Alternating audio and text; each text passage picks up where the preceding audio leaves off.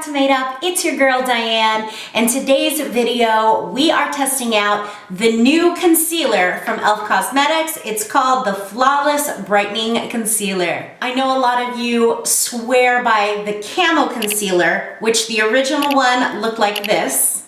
There's this one, which some may consider a dupe for Shape Tape, and then they came out with the Hydrating Camo Concealer. It was often said that the original Camo Concealer was very drying under the eyes, and I could not agree more. I didn't have that great of a time with the original Camo Concealer. Was it amazing in coverage? Absolutely. Was it so very drying?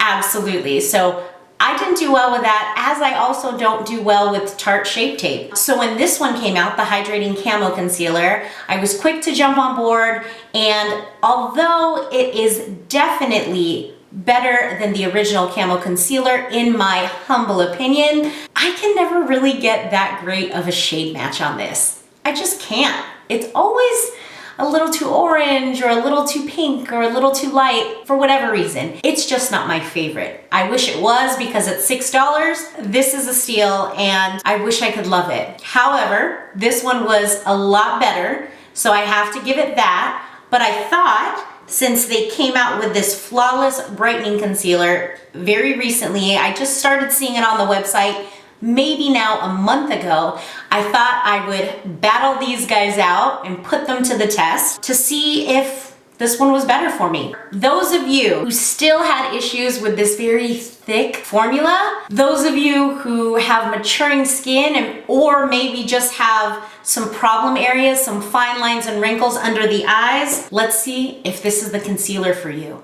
What does work for me, and I have maturing skin, I do have, some issues under the eye there. Not so much with dark circles. I do have a little bit of an issue. Not too bad, not anything that I always need to go in with a corrector. Most of the time a concealer will do it.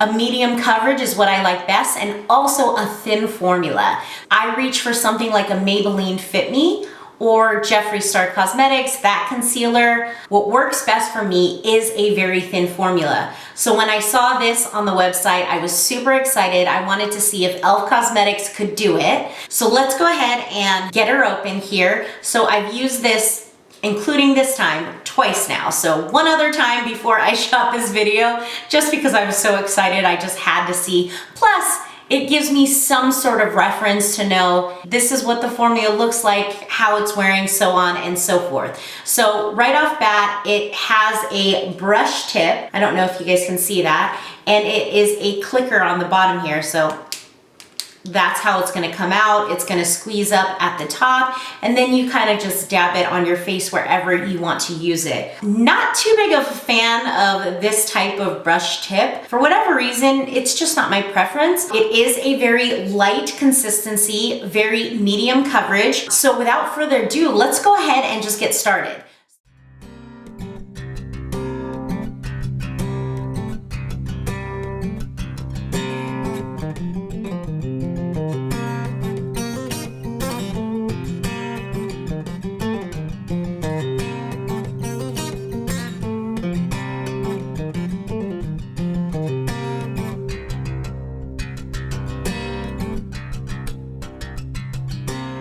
Alright, so we have both products on. I've obviously done a full face of makeup. Just off bat, I will tell you, coverage-wise, we already know this is going to be near full coverage. So we already knew that. So my first impressions right off bat, side by side, this definitely has more coverage. However, that being said, this side also has some crepiness underneath the skin right now. I've had this makeup on now for maybe an hour, something like that. Let's see if it gets better over time.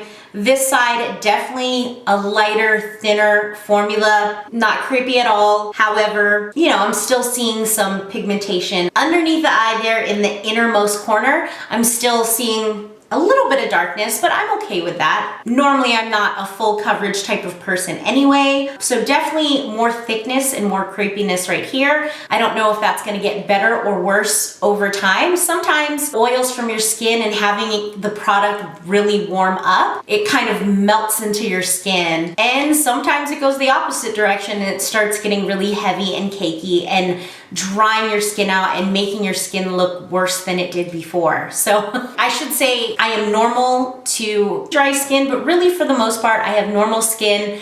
I don't really have any texture there. So when I use a product that's so thick that it gives me texture, I just can't work with that. So let's go ahead and move on with the wear test and see how each of these products hold up throughout the day. Right now, it's about 2 o'clock in the afternoon, and like I said, I've had this makeup on since about 1 o'clock. Let's see how they do. I'll check back in soon. All right, guys, so this is a midpoint check-in. It's about 5 hours in. It's a little past 6 o'clock.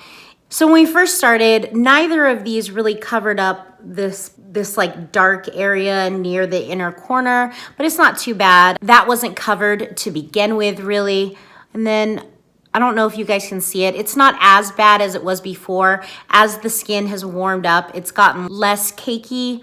It started to meld into the face like right here, but if you can see up here, I still have like, it looks like alligator skin. On this side, which is the Flawless side, that Flawless Brightening Concealer, it's not too bad. I mean, I have settling in fine lines on both.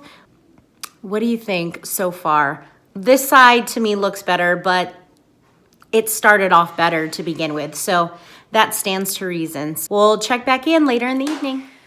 All right, friends, it's the end of the night. We were battling these two guys out, and just as I suspected, this Flawless Brightening Concealer worked out a little bit better for me. If you are looking for coverage, if you love this, if you love Shape Tape, if you love the original Camo Concealer, I highly doubt that you are going to like this. Now, if you are fighting with time marching all over your face and you've switched to maybe something less thick, less dense, less product, if you're trying to keep things really, really light and you're battling with fine lines, this guy will be the one for you. I definitely enjoyed this formula. As far as it holding up, I think it held up just as well, maybe even a little bit better because I like the coverage or the way it covered on this side better. I'm looking very, very crepey on this side here. Both of them came off in the inner corner a little bit, but when I'm wearing eyelashes, I tend to maybe have a little bit of watery eyes. My eyes get that way anytime I'm wearing eyelashes, so it might have gotten a little bit watery in this area. So the same amount of product coming off. This one definitely came off and pooled in that big line I have under my eyes here. On this side, it probably pooled a little bit more in the fine lines, and that's to be expected because it is a thinner formula. But for the most part, if I had to choose a winner, I am definitely going with this Flawless Brightening Concealer. More my jam, more my speed. I am definitely looking forward to wearing this more and seeing if it pairs better with other products, if I can get more coverage out of it without potentially, you know, having too much product in that area. But I am going to keep playing with this. I had a lot of fun shooting this video, guys. I hope this video was able to help some of you out there. If you are late 30s, early 40s, and you are in a battle with time running across your face, it might be time to switch to a thinner formula. That is all I have for you today, folks. So I hope you enjoyed this video. If you like what you saw today, please like, comment, and subscribe. And don't forget to ring that notification bell so you can be notified of all my future uploads. All right, guys, until next time, happy holidays. Bye.